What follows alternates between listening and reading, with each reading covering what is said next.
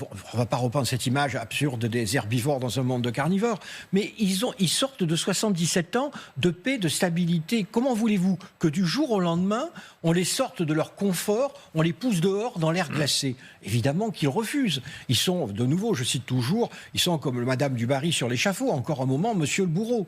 Donc les Européens sont tétanisés. Il faut voir que leur monde est en train de s'effondrer sur eux.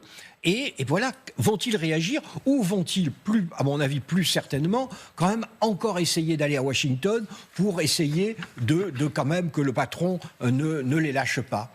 Si c'est le cas, comment retourner sa veste à ce point? On a dit aux opinions pendant des mois, il ne faut pas négocier, c'est du pétainisme, c'est l'esprit de Munich. Et là, tout à coup, on dirait, ah, désolé, les Américains disent que c'est comme ça, on va faire comme ça. Ah bah, excusez-moi, moi ça fait 2 ans que je dis qu'on négociera. On me traitait de poutiniste sur tous les plateaux de télévision.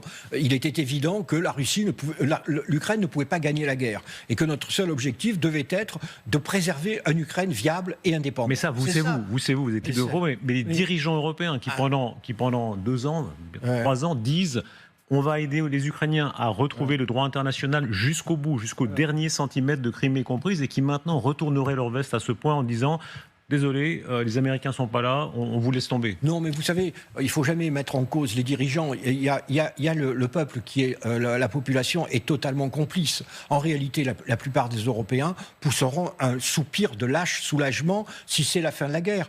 Et à Paris ou à Lisbonne ou même à Berlin, franchement, le sort de l'Ukraine, tout le monde essaiera de penser au jour d'après, comme on dit.